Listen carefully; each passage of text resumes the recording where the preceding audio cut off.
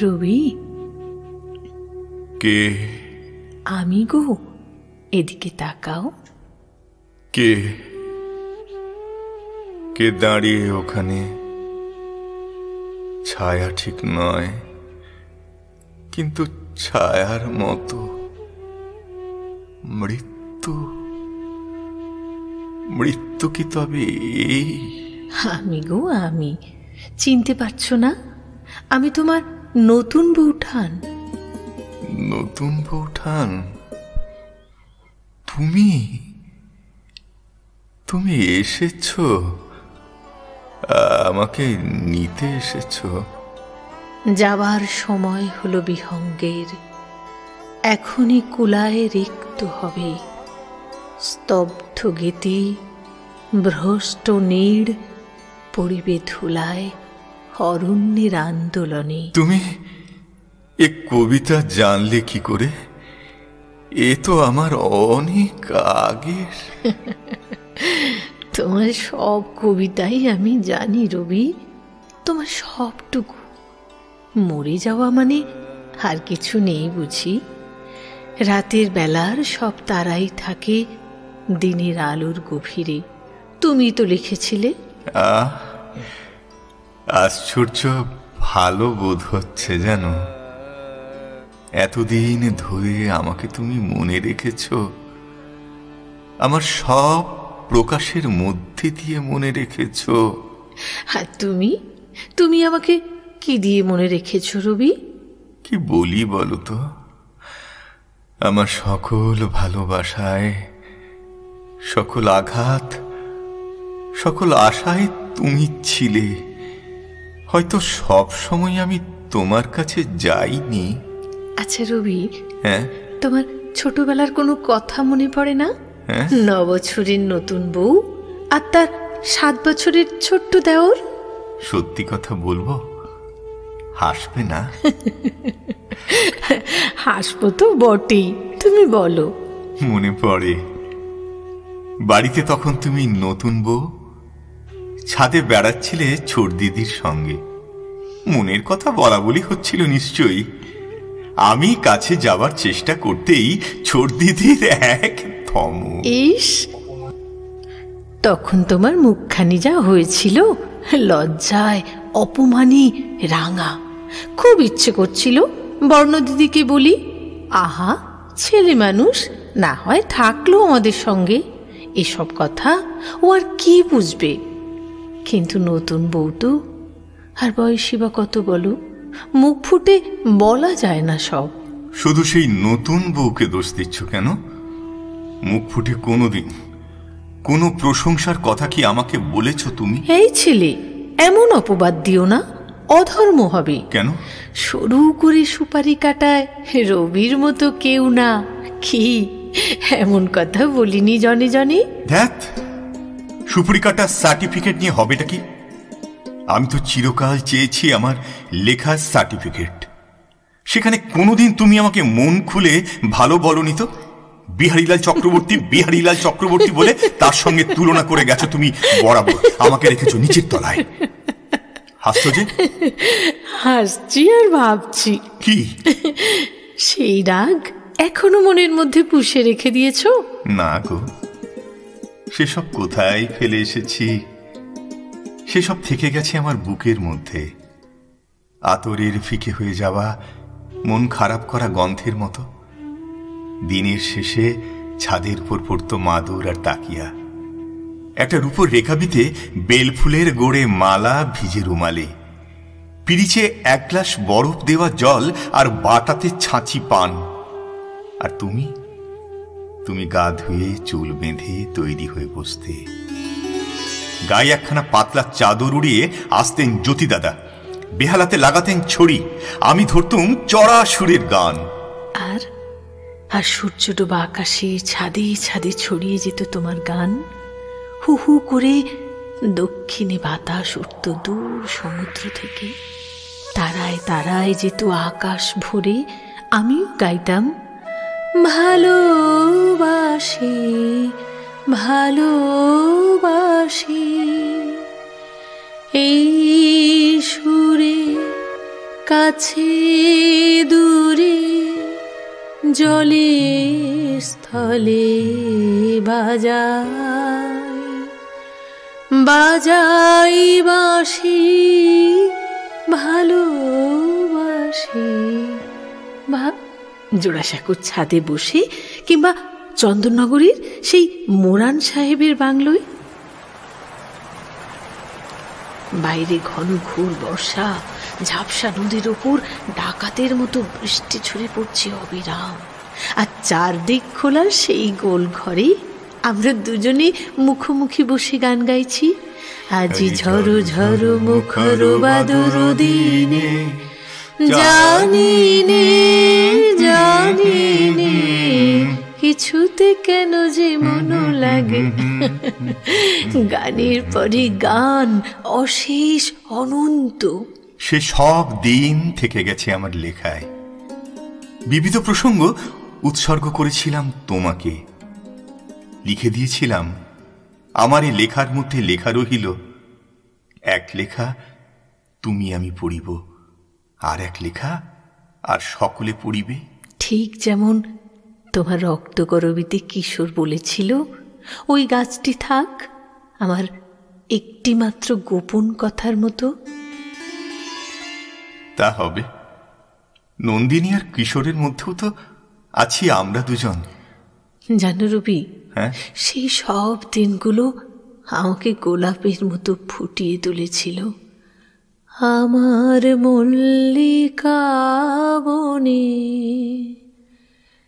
যখন প্রথম ধরেছে কলি আমার। কে যে কাকে ফুটিয়ে তোলে নতুন বউঠান। কিন্তু সেসব ভালো লাগার কথা তুমি আমাকে কখনো বলনি তো। বললে কি হতো? জানি না কি হতো, কিন্তু আমার কম বয়সের একটা কষ্ট হয়তো কমতো।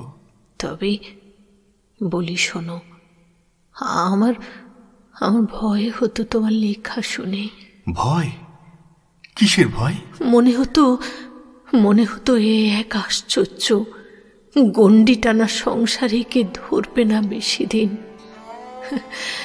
বোকার মতো নিন্দে করে তোমাকে বেঁধে রাখতে চেয়েছি। ভাবতে পারিনি জোর করে কাউকে বেঁধে রাখা যায় না, নিন্দে করেও যায় না, ভালোবাসা দিয়েও যায় না। তোমার দাদাকেও তো আমি বেঁধে রাখতে পারিনি।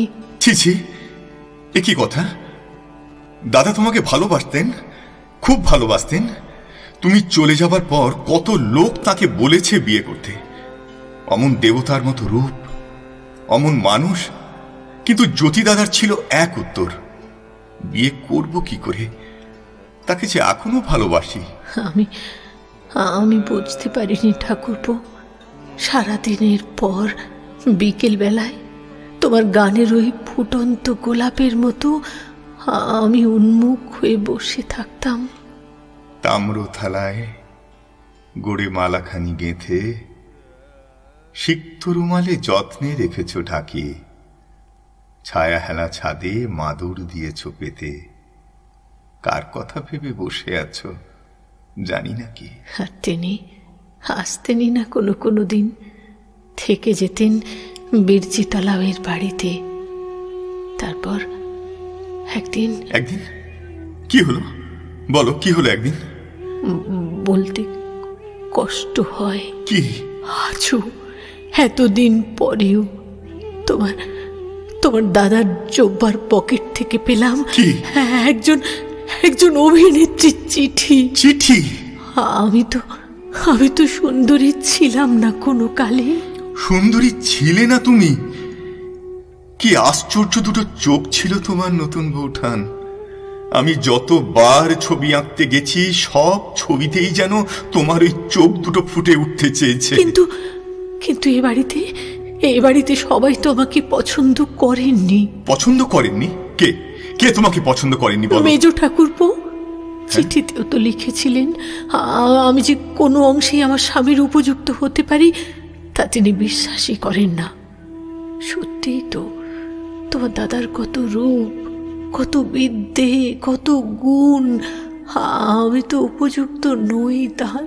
সেই অভিমানী কি অমন করে চলে গেলে তুমি নতুন বউঠান? সেই অভিমানী কি অমন করে তুমি? খুব খুব কষ্ট পেয়েছিলে না? তুমি জানো না, আমার পায়ের নিচ থেকে যেন পৃথিবী সরে গিয়েছিল, আমার আকাশ থেকে আলো নিভে গিয়েছিল। সেই শূন্যতার কুহক কোনোদিন ঘুচবে এমন কথা আমি মনেও করতে পারি। আমি জানি তুমি যখন সারাটা রাত খ্যাপার মতো ছাদে ঘুরে বেড়াতে, কতবার চেষ্টা করেছি সামনে এসে দাঁড়াতে, তোমার মাথায় হাত বলিয়ে দিতে, তোমাকে বলতে, এমন এমন পাগলামি করে না রুবি, শুয়ে পড়ো, যাও শুয়ে পড়ো। কিন্তু মানুষ যা পারে আমরা তো তা পারি না রুবি। আমাকে তুমি খুব ভালোবেসেছিলে, তাই না? আর তুমি আমাকে ভালোবাসোনি? খুব খুব নতুন বউঠান, সমস্ত জীবন ধরে যত ভালোবাসা পেয়েছি, দিয়েছি, নিহারিকা পুঞ্জের মধ্যে যেমন তারা, তেমনি করে তোমার মধ্যে মিলে আছে যে। এমন এমন অনেক মানুষ আছে যারা এই ভালোবাসার অন্যরকম মানে করে, তুমি জানো তো রবি? জানি, কিন্তু তারা তো মিথ্যে বলে না নতুন বউঠান। মিথ্যে বলে না? সবটাই কি মিথ্যে? ভালোবাসা যখন ছোট পুকুরের জল, তখন তাকে এ পুকুর ও পুকুর বলে ভাগ করা চলে, কিন্তু যখন বন্যা আসে তখন যে স্নেহ, প্রেম, বন্ধুত্ব সব একাকার হয়ে যায়। এই তো সমস্ত জীবন ধরে দেখলুম, কিন্তু কিন্তু আমার কথার উত্তর তো তুমি দিলে না। অমন করে কেন চলে গেলে তুমি ওই কাপড়ওয়ালি বিশুকে দিয়ে আফিং আনিয়ে? দাদার উপর এত অভিমান হয়েছিল তোমার? না না না না, শুধু তোমার দাদার উপর নয়। তবে চুপ করে থেকো না, বলো বলো কার উপর অভিমান? উর্মিলা। উর্মিলা? স্বর্ণ দিদির মেয়ে। ভগবান তো আমার কোলে কিছু দেননি, তাই তাই ওই আমার সব ছিল। তেতলার ছাদের মাকা সিঁড়ি দিয়ে হুড় করে নামতে গিয়ে সিঁড়ির নিচে উপর হয়ে আছে মেয়েটা। ওইটুকুনি দেহটা যেন ধুমড়ে মুচড়ে গেছে, তোকা তোকা রক্ত জমে আছে চুলে। ও মা গো, কত রক্ত!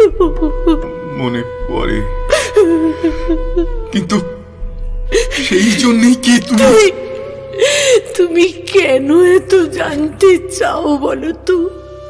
সব প্রশ্নের কি উত্তর হয়? উত্তর পাওয়া ভালো। জানো বউঠান, এই দিন দশেক আগে যেন ঘোরের মধ্যে থেকে একটা কবিতা লিখলাম, শুনবে? বলো, শুনি। প্রথম দিনের সূর্য প্রশ্ন করেছিল সত্তার নূতন আবির্ভাবে, কে তুমি? মেলেনি উত্তর। বৎসর বৎসর চলে গেল, দিবসের শেষ সূর্য শেষ প্রশ্ন উচ্চারিল পশ্চিম সাগর তীরে নিস্তব্ধ সন্ধ্যায়, কে তুমি? পেল না উত্তর। রবি, সমস্ত জীবন ধরে একটা কষ্ট আমাকে বইতে হয়েছে। লোকে বলেওছে এমন কথা। আমার বিয়ের কথা যখন চলছিল তখন তুমি একবার আত্মঘাতী হবার চেষ্টা করেছিলে। রবি। হ্যাঁ, আর আমার বিয়ের 4 মাস পরে না বউঠান, না, উত্তর যদি দিতে না চাও দিও না। জানার যদি কিছু বাকি থেকে যায় এ জীবনে থাক। জানো তো রবি, ছাদে একটা বাগান করেছিলাম, তার নাম দিয়েছিলাম নন্দন কানন। মনে পড়ে? মনে পড়বে না? সে বাগানই তো ছিল আমাদের সবকিছু। জানো, নষ্টনীর বলে একটা গল্প লিখেছিলাম ভারতীতে, তাতে ছিল সেই নন্দনকাননের ছবি। তার মধ্যে আরো অনেক কিছু ছিল রবি। সেটা নিছক বানানো গল্প ছিল না। কোনো গল্পই কি নিছক বানানো হয় বৌঠান? কত রন্ধ্রপথ দিয়ে তার মধ্যে যে এই জীবন এসে মেশে। কিন্তু নন্দনকাননের কথা কি বলছিলে তুমি? আমি বুঝতে পারছিলাম আমার সেই নন্দনকানন শুকিয়ে আসছে। উর্মিলা চলে গেল, তোমার দাদা সরে যাচ্ছেন, তুমি খাঁচায় বন্দি শ্যামা পাখিটার মধ্যে আমি যেন নিজেকে দেখতে পেতাম। বিশু যখন তার কাপড়ের বোচকা আমার সামনে মেলে ধরলো, নানা রঙের কাপড়, চোখের সামনে যেন নানান রঙের আলপনা এঁকে দিয়েছে কেউ। হঠাৎ মনে হলো মানায় না, এত রং আমাকে মানায় না। আমি কি বলেছিলাম, কেমন করে বলেছিলাম, কিচ্ছু মনে নেই। শুধু মনে পড়ে তার চোখ দুটো আমার মুখের দিকে তাকিয়েই আছে। ভেতরের যা কথা সব পড়ে ফেলবে নাকি। আজ অনুতাপ হয় না? কতটা বাকি ছিল জীবনের, কত আশায়, হতাশায়, বিশ্বাসে, প্রবঞ্চনায়, অন্ধ দেওয়াল আছে পাথর ফেটে বেরিয়ে আসা সম্ভাবনায় ভরা।